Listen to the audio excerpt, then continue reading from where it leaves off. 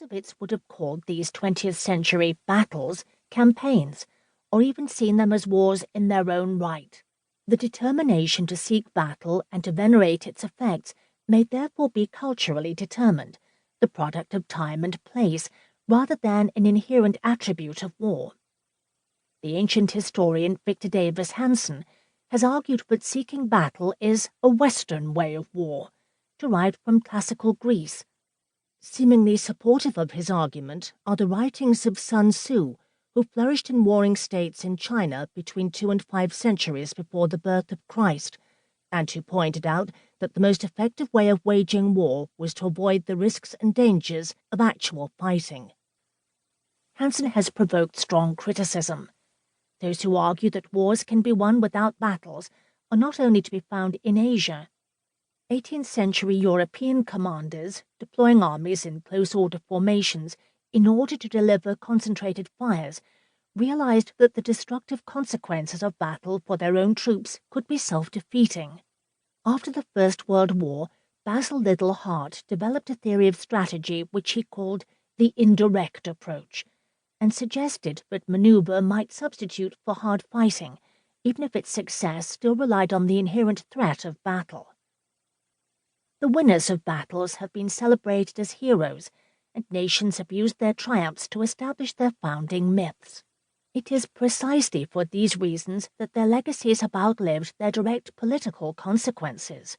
Commemorated in painting, verse, and music, marked by monumental memorials, and used as the waypoints for the periodization of history, they have enjoyed cultural afterlives.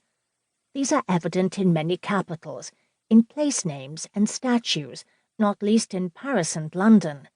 The French tourist who finds himself in a London taxi travelling from Trafalgar Square to Waterloo Station should reflect on his or her own domestic peregrinations, from the Rue de Rivoli to the Gare d'Austerlitz. Today's Mongolia venerates the memory of Genghis Khan, while Greece and Macedonia scrap over the rights to Alexander the Great. This series of books on great battles tips its hat to both Clausewitz and Churchill. Each of its volumes situates the battle which it discusses in the context of the war in which it occurred, but each then goes on to discuss its legacy, its historical interpretation and reinterpretation, its place in national memory and commemoration, and its manifestations in art and culture. These are not easy books to write. The victors were more often celebrated than the defeated. The effect of loss on the battlefield could be cultural oblivion. However, that point is not universally true. The British have done more over time to mark their defeats at Gallipoli in 1915 and Dunkirk in 1940 than their conquerors on both occasions. For the history of war to thrive and be productive, it needs to embrace the view from the other side of the hill, to use the Duke of Wellington's words. The battle the British call Omdurman is for the Sudanese the Battle of Kerreri. The Germans called Waterloo La Belle Alliance and Jutland Skagerrak. Indeed, the naming of battles could itself be a sign not only of geographical precision or imprecision. Kerreri is more accurate, but as a hill rather than a town is hard to find on a small-scale map, but also of cultural choice. In 1914, the German General Staff opted to name their defeat of the Russians in East Prussia not Allenstein, as geography suggested, but Tannenberg, in order to claim revenge for the defeat of the Teutonic Knights in 1410. Military history, more than many other forms of history, is bound up with national stories.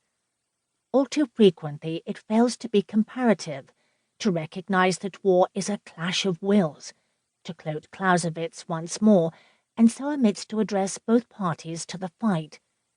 Cultural difference, and even more, linguistic ignorance, can prevent the historian considering a battle in the round. So too can the availability of sources. Levels of literacy matter here, but so does cultural survival.